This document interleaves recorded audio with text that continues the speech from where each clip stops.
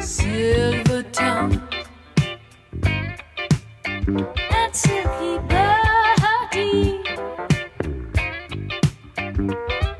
slinky hips and solitary.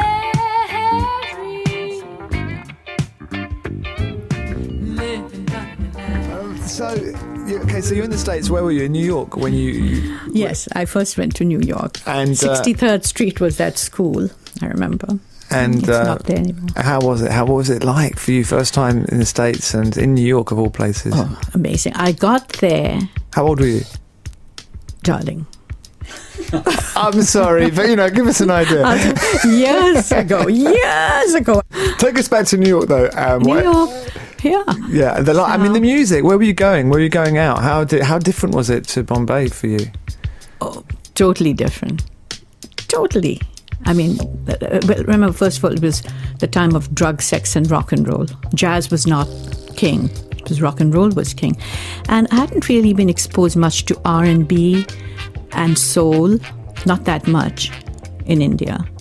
I'd probably heard just one Otis Redding record or something like that, So, okay, let's just talk about a few key people, because you have been touched by these incredible artists, hugely important musicians and producers and A&R, John Hammond. There isn't anything more influential than him, I don't think, in the history of music. And then you're talking about Ornette Coleman, but you mentioned, we were talking about, there's one person that you've worked with, just Tio Macero, the producer, Tio Macero. Yes. Yeah, do you make any anecdotes about him, how you met him? Or Tio and I became good friends.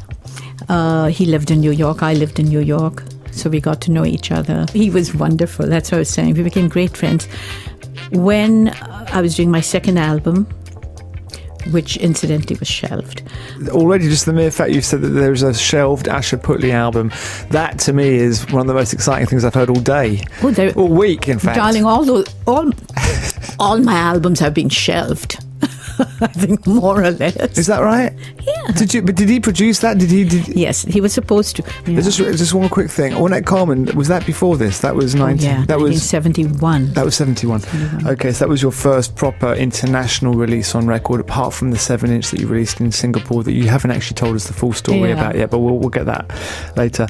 But anyway, this is the first album, Asha Puthli. So in the end, it was signed by CBS in the UK, and it was all cover versions apart from one original. Yeah, they didn't want me to do my own stuff initially because the image they didn't want of a singer-songwriter.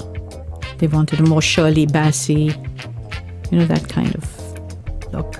So I had to sneak in that last song. Well, the one fight for it. There's a few songs on here that I do play. I mean, the big one for all of us DJs was the JJ Cale Right Down Here.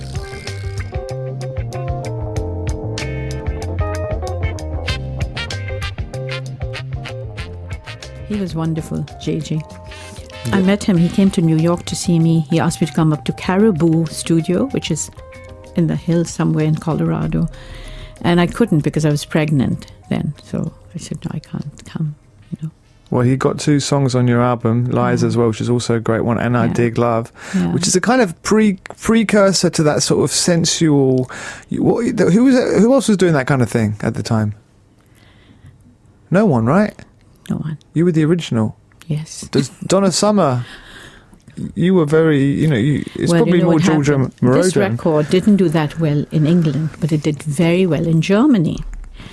1973 this came out, and soon after it came out, because it did well, I was invited to Germany to do a show called Hits Are Go-Go.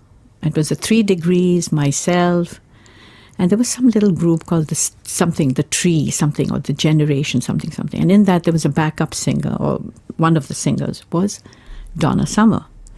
When she saw me in my signature gown, the Bill Gibb, which is at the back, the white one, she came, sat next to me. Oh, I love this dress. Where did you get it? Blah, blah, blah. I didn't know who she was. I knew she was of this group, singer with the group. A year later, a year and a half later, because that was 1974, I think Love to Love You came out later. All this is pre-disco. So what happened was Donna comes, oh, what, love the clothes, la la la la la la. Now I'm singing I Dig Love. And it inspired I and Dig Love. influenced other people. Obviously. That's a great story. So she was actually at the... Oh my God, that's But brilliant. look at the title, I Dig Love. Wow. Their song is Love to Love. And the man, the bass player who gave them the lead for Love to Love, is the one who plays on this whole album. He's a co-producer, co-writer with me on Devil Is Loose. I dig love. I dig love. I dig love. I dig love. In the morning, I dig love. In the evening, I dig love. And I want you to know I dig love. Well, the good news about it is that you did this new record for Schallplatte and CBS Germany, The Devil Is Loose, and it is a German release, isn't it, on CBS? I don't even know if it came out anywhere else, but on that album there was an original song written by you and Dave King, which is called Space Talk, which is the one, in a way, for me and a lot of other DJs. Introduce the song and tell us what was the song all about, what was going through your mind. I'm a space cadet, so it was about walking through space, looking for love. The words are, Venus, please help me, SOS planet, I need someone to love,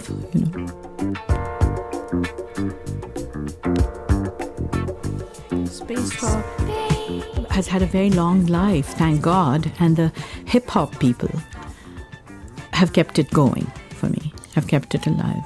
P. Diddy, Notorious B.I.G., 50 Cent, all of them. So the royalties keep dripping through, and a little bit of this and a little bit of that. Yeah, so it's become the DNA of that song has indirectly gone into several other songs. Totally. Yes. Yeah. Okay, we didn't talk about Henry Threadgill or Charlie Mariano, but I love the fact that you made these kind of proto-disco tracks before disco came along. You inspired the music that became Donna Summer, which is a huge, huge influential record that she did. But of course, we've got the story where it came from. But on the jazz, I haven't heard a jazz record from you. At the end of the day, you've worked with these legends of jazz, and have you made a jazz record? Yes, actually, I'm working on it now. It's a tribute to all the jazz greats that I met and I sang for. Duke Ellington was the first one that I met. And he used to go to a church, it was called St. Peter's Lutheran Church. So his sister was sitting right in the pew, in the front pew, and they'd asked me to come, and I was told, go there and sing. So I sang Happy Days. She heard me. It was, oh, happy days, that song, right? And so she heard me, and she said, you must meet my brother. I didn't know who this lady was. She was blonde, I said, oh, I'd love to. Give me your... And she didn't tell me it was Duke Ellington. I would have gone better prepared. And then she gave me her name. It was Ruth Ellington, and the address was Central Park South. So I went there, and there was Duke, all beautifully dressed, white suit, and he sat on his piano, and he said, sing me something. And I couldn't think of any Duke Ellington song like that. I sang Summertime, and he said, I'd love for you to come on tour with me. Now, unfortunately, when I entered America, I only had a year's visa. They said you can't work, and so of course, for the life of me, I wouldn't go on tour. First of all, I'd be thrown out of the school that I had a scholarship, and so I said, thank you, but I can't come. So I missed that opportunity of going with him. But Duke Ellington. I did sing. So I'm doing a tribute in which there's Duke Ellington, Lionel Hampton, with whom I did sing, Ornette, Cy Coleman was a very close friend of mine. And any jazz musician that you'd have loved to have sung with and improvised with, done some stuff? Michel Legrand, because he's still alive. Yeah. One of the greatest. Yeah. Asha, thank you very much. Thank you, darling. Thank you very much for coming in, having me and here. good luck with everything. And Asha, I hope to see you soon. Oh, yes. I want to see you live. Yeah, you're going to see me very alive. Almost. Yeah, baby.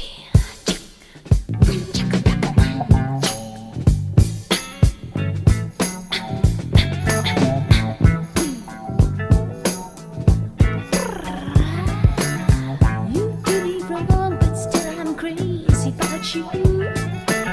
Stay away too long, and I can't do without you. Every chance you get, you seem to hurt me more and more. But each hurt just makes my love stronger than before. I know flowers grow to rain, but how can my love grow to pain? Ain't that peculiar, baby? Peculiarity. Ain't that peculiar, baby? Peculiarity.